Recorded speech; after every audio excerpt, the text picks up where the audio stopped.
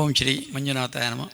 ಹಾಗೆ ಈ ಕ್ಷೇತ್ರದ ಮುಖ್ಯವಾಗಿ ಎಲ್ಲ ಪ್ರಸಂಗ ಆಡುವಾಗ ಪ್ರಥಮವಾಗಿ ಮಧುರ ಗಣಪತಿ ದೇವರನ್ನು ನೆನೆಸಿ ಪ್ರಾರ್ಥನೆ ಮಾಡ್ತಾರೆ ಅಂತ ಮಧುರ ಗಣಪತಿ ದೇವರನ್ನು ಪ್ರಾರ್ಥನೆ ಮಾಡಿಸ್ತಾ ನಾನು ಕೂಡ ಹಾಗೆ ಆ ದೇವರ ಅನುಗ್ರಹ ನಿಮಗೂ ನಮಗೂ ಮೊದಲಾಗಿ ಬೇಡುತ್ತಾ ವೇದಿಕೆಯಲ್ಲೊಬ್ಬ ಹಿರಿಯರಾದ ಸಾಮುಗೆರೆ ನಮ್ಮ ಆತ್ಮೀಯರು, ಮುಖ್ಯ ಆತ್ಮೀಯರು ಅಲ್ಲದೆ ಅವರ ಫ್ಯಾಮಿಲಿ ಎಲ್ಲರೂ ಕೂಡ ನನಗೆ ಆತ್ಮೀಯರೇ. ರಾಮದಾಸ್ ಸಾಮುಗೆರೆ ಇರಲಿ, ಅವರ ಮಗ ಇರಲಿ, ಇವರ ತಂದೆಯವರಿರಲಿ, ಎಲ್ಲರೂ ಕೂಡ ಇವ್ರ ತಂದೆಯವರು ಕೂಡ ಧರ್ಮಸ್ಥಳ ಮೇಳ ಅಂತ ಒಂದು ಯಕ್ಷಗಾನ ಮಾಡಿಸಿದ್ದೆವು. ಅವ್ರಿಗೆ ಗೊತ್ತುಂಟೋ ಇಲ್ಲ ಗೊತ್ತಿಲ್ಲ, ಒಂದು ಸಂದರ್ಭದಲ್ಲಿ ಮಾಡಿಸಿದ್ದೆವು. ಅದರಲ್ಲಿ ಭಾಳ ಚೆನ್ನಾಗಿ ಮಾಡಿದರು. ಜೊತೆಗೆ ಇವತ್ತು ಎಲ್ಲ ಯಕ್ಷಗಾನ ಸಂಘಟಕರೇ, ಅಭಿಮಾನಿಗಳೇ, ವಿಶೇಷವಾಗಿ ಇವತ್ತಿನ ಈ ಕಾರ್ಯಕ್ರಮ ಸಂಘಟನೆ ಮಾಡಲಿಕ್ಕೆ ಮುಖ್ಯವಾಗಿ ಕೇಂದ್ರದಿಂದಾದ ಮಯ್ಯರೇ. ಯಾಕಂತೇಳಿದ್ರೆ ಈ ಕಲ್ಪನೆ ಬಂದದ್ದು ಮಯ್ಯರಿಗೆ. ನನಗೆ ಭಾಳ ವರ್ಷದಿಂದ ಆಗ್ತಾಯಿತ್ತು ಈ ಸಂಘಟಕರು ಒಮ್ಮೆ ಸಂಘಟನೆ ಆಗಬೇಕಿಲ್ಲ ಅಂತ. ಅದನ್ನು ನೀವು ಮಾಡಿಸಿದ್ದೀರಿ ಮಯ್ಯರೇ, ನಿಮಗೆ ವಿಶೇಷವಾದ ನಾನು ಅಭಿನಂದನೆ ಸಲ್ಲಿಸ್ತೇನೆ. ಅಷ್ಟು ಅಲ್ಲದೆ ಇನ್ನೊಂದು ಹೇಳಿಕೆ ಬಯಸ್ತೇನೆ. ನಾನು ಏನೋ ಸಂಘಟನಾ ಹುಚ್ಚಿನಿಂದ ಸಂಘಟನೆ ಮಾಡ್ತಿದ್ದೆ. ಕ್ಯಾಸೆಟ್ ಆಗಲಿ ಅಥವಾ ತಾಳಮದ್ದಲೆ ಆಗಲಿ, ಆಕಾಶವಾಣಿ ಕಾರ್ಯಕ್ರಮ ಇಲ್ಲ ಅಥವಾ ದೂರದರ್ಶನ ಕಾರ್ಯಕ್ರಮ ಸಂಘಟನೆ ಮಾಡುವ ಸಂದರ್ಭದಲ್ಲಿ ಸಂಘಟಕನಾಗಿ ಅಥವಾ ಸಂಯೋಜಕ ಅಂತಲೇ ನನ್ನ ಹೆಸರು ಬರ್ತಾಯಿದ್ದು. ಅಂಥ ಸಂಯೋಜನೆ ಮಾಡಿದಂಥ ಸಂಘಟಕ ನೆಲೆಯಲ್ಲಿ ಇವತ್ತು ಸಂಘಟಕರನ್ನು ಒಟ್ಟು ಕೂಡಿಸಿ ಆ ಸಭೆ ಅಧ್ಯಕ್ಷತೆಯನ್ನು ಕೊಟ್ಟದಕ್ಕೆ ಕೂಡ ನಾನು ವಿಶೇಷವಾಗಿ ಮಯ್ಯರೇ ನಿಮಗೆ ನನ್ನ ಅಭಿನಂದನೆ ಸಲ್ಲಿಸ್ತೇನೆ. ಯಾಕೆಂದರೆ ಒಬ್ಬ ಮನುಷ್ಯನ ಗುರುತಿಸಬೇಕಂತಾದರೆ ಅವ್ರು ಮಾಡಿ ಸಾಧನೆಯನ್ನು ಮಾಡಿ ಅವ್ರು ಗುರುತಿಸ್ತೀರಿ ನೀವು. ಅದಕ್ಕಾಗಿ ನಾನು ಈ ಸಂದರ್ಭದಲ್ಲಿ ಸಂಘಟಕರಲ್ಲಿಯೂ ಹಾಗೆ ನಮ್ಮ ಸಾಮುಗರಲ್ಲಿಯೂ ನನ್ನ ವಿಶೇಷವಾದ ನನ್ನ ಅನುಭವವನ್ನು ಹಂಚಿಕೊಳ್ತೇನೆ. ನಾನು ಕೂಡ ಹಲವಾರು ಸಂಘಟನೆ ಮಾಡಿದವ.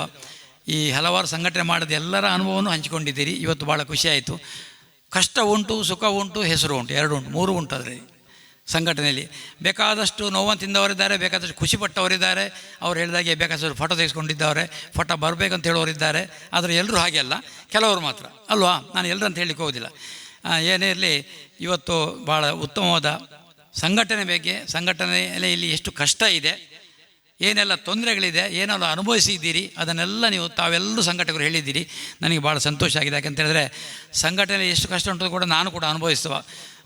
ಒಂದು ಸಾರಿ ಫೋನ್ ಮಾಡುವಾಗ ಒಬ್ಬ ಹೇಳ್ತಾನೆ ನಾನು ಗದ್ದೆಯಲ್ಲಿದ್ದೇನೆ, ಒಬ್ಬ ಹೇಳ್ತಾನೆ ನಾನು ತಾಳೆ ಮರದಲ್ಲಿದ್ದೇನೆ, ಒಬ್ಬ ನಾನು ಸ್ನಾನ ಮಾಡ್ತಾಯಿದ್ದೇನೆ.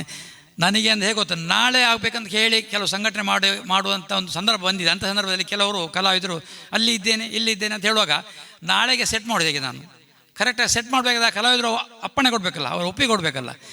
ಅಂಥ ಸಂದರ್ಭ ಕೂಡ ಇದೆ, ಇಲ್ಲ ಅಂತ ಹೇಳೋದಿಲ್ಲ. ಮತ್ತು ದೇವ್ರ ದಯಿಂದ ಇಷ್ಟರವರೆಗೆ ನಾನು ಸಂಘಟನೆ ಮಾಡಿದಲ್ಲಿ ಯಾರೂ ಕೂಡ ತಪ್ಪಿಸಿಲ್ಲ. ಇದನ್ನು ನಾನು ಪ್ರಾಮಾಣಿಕವಾಗಿ ಹೇಳ್ತೇನೆ. ದೇವರದಿಂದ ಎಲ್ಲಿಯಾದರೂ ತಪ್ಪಿಸಿದರೆ ಆರೋಗ್ಯ ಸಂಬಂಧ ಬಂದರೆ ಮಾತ್ರ. ಒಂದು ಸಾರಿ ಧರ್ಮಸ್ಥಳ ಕ್ಷೇತ್ರ ಮಹಾತ್ಮ್ಯದೊಂದು ಅಶೋಕ್ ಭಟ್ರಿದ್ದು ಕಾಣ್ತಾ ಇದ್ದೀವಿ ಸರ್, ಮಂಗಳೂರಲ್ಲಿ ರೆಕಾರ್ಡಿಂಗ್. ಆ ಸಂದರ್ಭದಲ್ಲಿ ನಮ್ಮ ಚಿಪ್ಪಾರ ಕೃಷ್ಣ ಬಳ್ಳಾರ್ ಬರಬೇಕಿತ್ತು. ಅವರಿಗೆ ಜೋರು ಬಂದಿತ್ತು.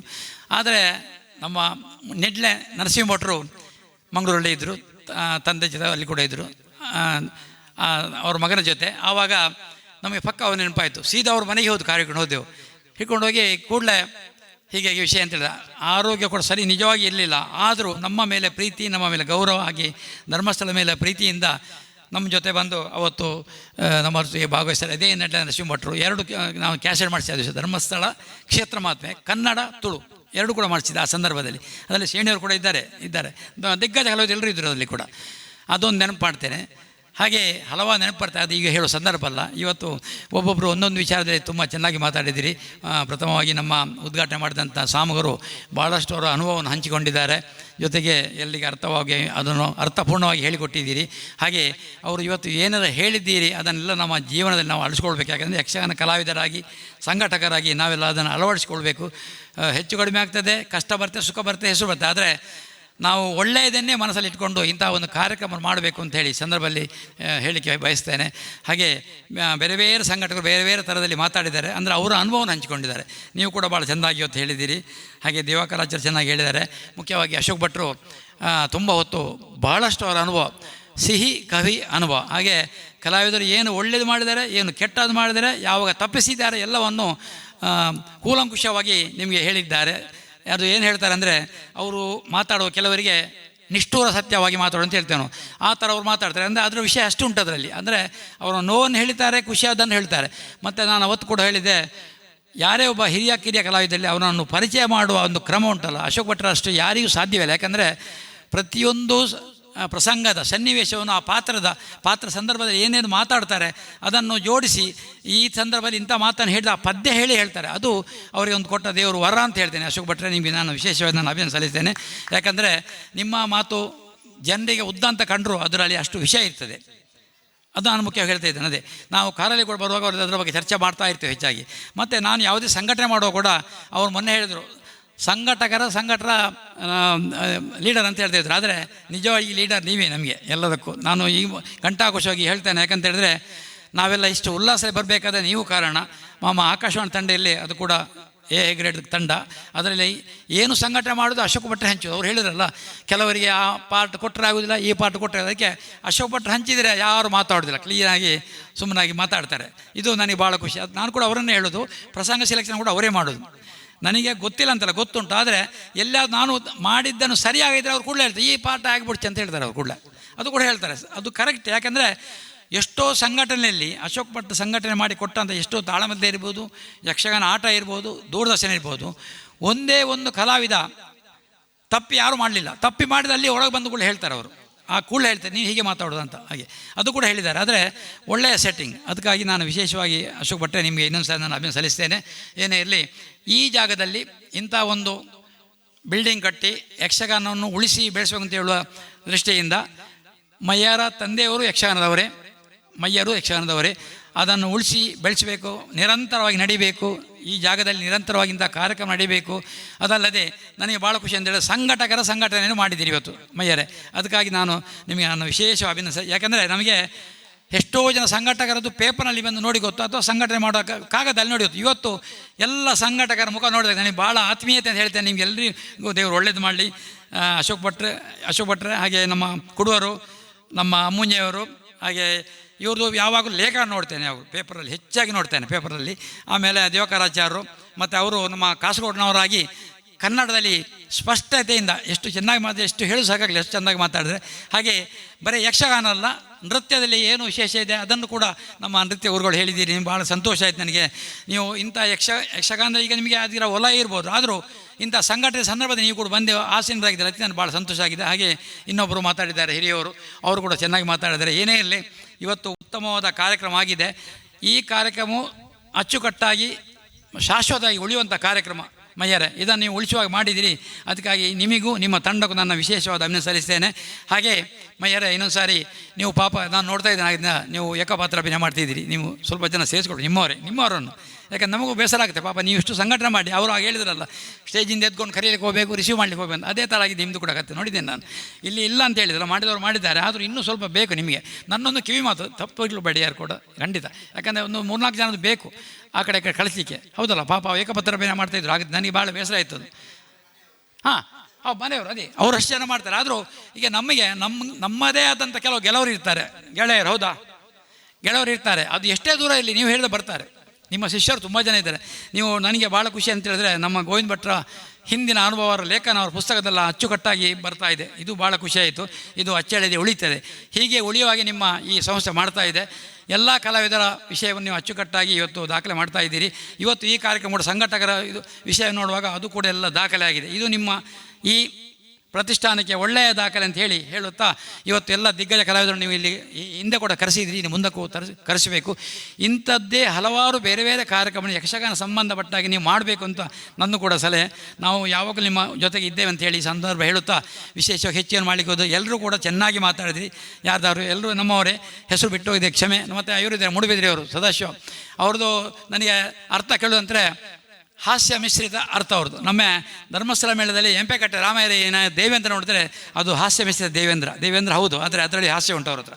ಅದನ್ನು ಮಾಡಿಸಿ ಈಗ ತೋರಿಸೋರು ನೀವು, ನಾನು ನೋಡಿದ ಹಾಗೆ. ನಿಮಗೂ ಕೂಡ ವಿಶೇಷ ಅಭಿನಂದನೆ. ಹಾಗೆ ವರ್ಷಂಪ್ರತಿ ಯಾವಾಗಲೂ ಕೊಡುವರು ಮೂಡುಬಿದ್ದೆ ತಾಳ್ಮದೆ ಅಂತೇಳಿ ಕೊಡುವರು ಮತ್ತು ಅವರು ಇಬ್ಬರು. ಇದು ನನಗೆ ಭಾಳ ವಿಶೇಷ. ನಾನು ಕೂಡ ಅವರ ಕಾರ್ಯಕ್ರಮ ಹೋಗಿದ್ದೇನೆ. ವರ್ಷ ಭಾಳ ಚೆನ್ನಾಗಿ ಮಾಡ್ತಾರೆ. ಅದು ಈಗಲೂ ಕೂಡ ಕಾಲಮಿತಿ ಅಲ್ಲ, ರಾತ್ರಿ ಶೋಧ ಬೆಳಿಗ್ಗೆರು ಮಾಡಿಸ್ತಾರೆ. ಈಗಲೂ ಇದೆ, ಬೆರಳೆಣಿಕೆ ಜಾಗದಲ್ಲಿ ಈಗ ಆಗ್ತಾ ಉಂಟು. ಏನೇ ಇರಲಿ, ಕಾಲಮಿತಿಗೆ ನಾನು ಕೂಡ ಸಹಕಾರ ಕೊಡುವ. ಯಾಕಂದರೆ ಈಗ ಜನರು ಯಾರು ಕೂಡ ಆರೋಗ್ಯದಲ್ಲಿಲ್ಲ, BP ಶುಗರ್ ಇಲ್ಲದ ಕಾಯಿಲೆಲ್ಲ ಇರ್ತದೆ. ಎಂದಿದ್ದು ಬಿಟ್ಟ ಮರುದಿವಸ ಕೆಲಸ ಮಾಡಲಿಕ್ಕೆ ಆಗೋದಿಲ್ಲ ಅಲ್ವ ಅಮ್ಮುಂಜೆಯವರೇ? ಹಾಗೆ ಅಮ್ಮುಂಜೆಯವರ ಕಾರ್ಯಕ್ರಮವನ್ನು ನಾನು ಭಾಳ ವರ್ಷದಿಂದ ನೋಡ್ತಾ ಇದ್ದೇನೆ. ಮತ್ತು ಕೆಲವು ಸಮಯದ ನಂತರ ನಾನು ಕೆಲವು ಕಾರ್ಯಕ್ರಮ ಸಂಘಟನೆ ನಾನು ಕೂಡ ಹೋಗಿದ್ದೇನೆ, ಒಳ್ಳೆಯ ಉತ್ತಮ ಸಂಘಟಕ. ಇಲ್ಲಿ ಬಂದವರು ಎಲ್ಲರೂ ಕೂಡ ಉತ್ತಮ ಸಂಘಟಕರು ಅಂತೇಳಿ ಸಂದರ್ಭ ಹೇಳುತ್ತಾ ಸಾಮಗ ಪರಂಪರೆಯನ್ನು ಇನ್ನೊಂದು ಸಾರಿ ನಾನು ನೆನೆಸುತ್ತಾ, ನಿಮ್ಮ ಆಶೀರ್ವಾದ ನಮ್ಮ ಯಕ್ಷಗಾನ ಕಲಾವಿದರಿಗೆ ಮತ್ತು ಸಂಘಟಕರಿಗೆ ಹಾಗೆ ಎಲ್ಲ ಭಾಗವತರಿಗೆ ಯಕ್ಷಗಾನ ಕಲಾವಿದರಿಗೆ ಯಾವಾಗಲೂ ಇರಲಿ. ಯಾಕೆಂದರೆ ನೀವು ಯಕ್ಷಗಾನ ಪರಂಪರೆಯಿಂದೇ ಬಂದವರು, ಸಾಮಗ ಫ್ಯಾಮಿಲಿ ಅಂತ ಹೇಳಿದ್ರೆ ಯಕ್ಷಗಾನಕ್ಕೆ ಭಾಳಷ್ಟು ಕೊಡುಗೆ ಕೊಟ್ಟವರು.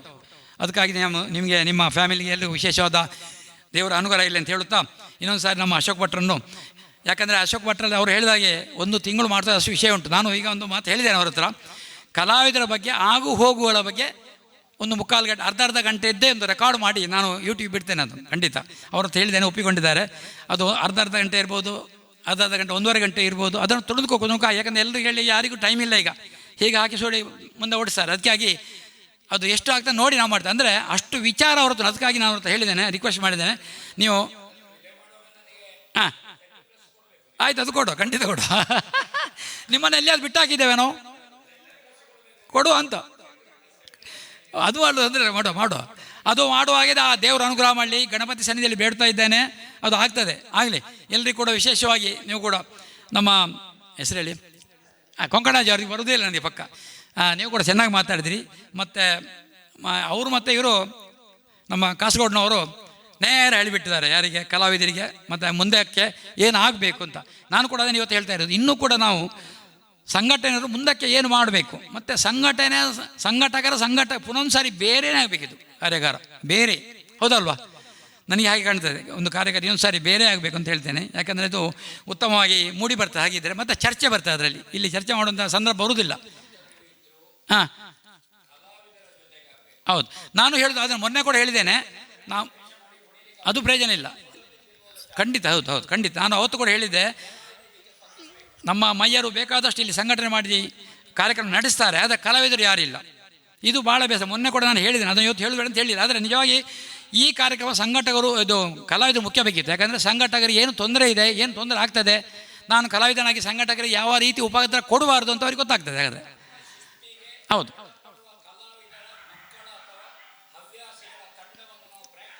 ಹೌದು ಹೌದು ಖಂಡಿತ, ಖಂಡಿತ. ಹಾಗಾದರೆ ಅವರಿಗೆ ಒಳ್ಳೆಯ ಅವಕಾಶ ಇದೆ, ಏನೇ ಇರಲಿ ಗೊತ್ತಾಗ್ತದೆ. ಹೌದು. ಇನ್ನೊಂದು ವಿಷಯ ಮುಖ್ಯ ಹೇಳಬೇಕಂತ ಹೇಳಿದ್ರೆ, ಇದು ಹೇಳೋದು ಮಾತ್ರ ಆಗೋದು ಭಾಳ ಕಡಿಮೆ.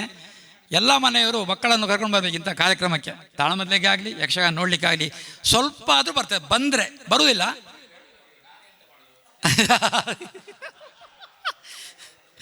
ನೀವು ಕಲಾವಿದರ ಪರಿಚಯ ಹೇಳ್ಕೊಂಡು ಬರಲಿಕ್ಕೆ ಹೇಳಿ, ಹತ್ತಿರದವರು. ಹಾಗೆ ಯಾಕೆ ಮಾಡಿ, ನೀವು ಏನು ಮಾಡಬೇಕಂತ ನಿಮ್ಮ ಹತ್ರ ಮತ್ತೆ ಹೇಳಿ, ಪ್ರಸನ್ನವಾಗಿ ಈಗ ಹೇಳುವುದಿಲ್ಲ.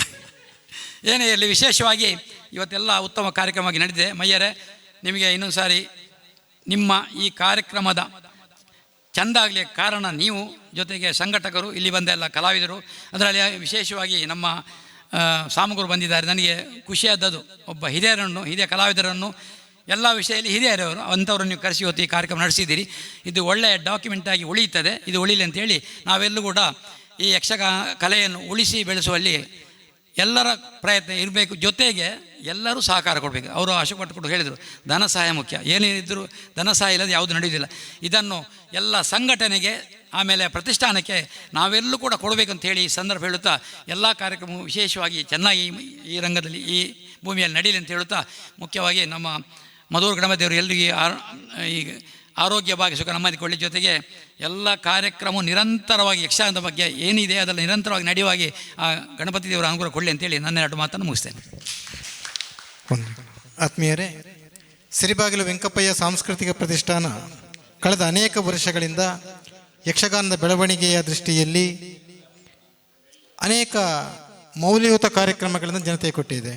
ಅರ್ಥಾಂತರಂಗ, ಯಕ್ಷಾಂತರಂಗದಂತಹ ಕಾರ್ಯಕ್ರಮಗಳ ಮೂಲಕ ಯಕ್ಷಗಾನದಲ್ಲಿ ಅರ್ಥಗಾರಿಕೆ ಮತ್ತು ವೇಷ ಎರಡರಲ್ಲೂ ಕೂಡ ಇರಬೇಕಾದಂಥ ಮೌಲ್ಯಗಳು, ತೊಡಗಿಸಿಕೊಳ್ಳಬೇಕಾದ ರೀತಿ ಮುಂತಾದವುಗಳ ಬಗ್ಗೆ ಭಾಳ ಹಿಂದೆಯೇ ಕಾರ್ಯಕ್ರಮಗಳನ್ನು ಆಯೋಜಿಸಿದರು.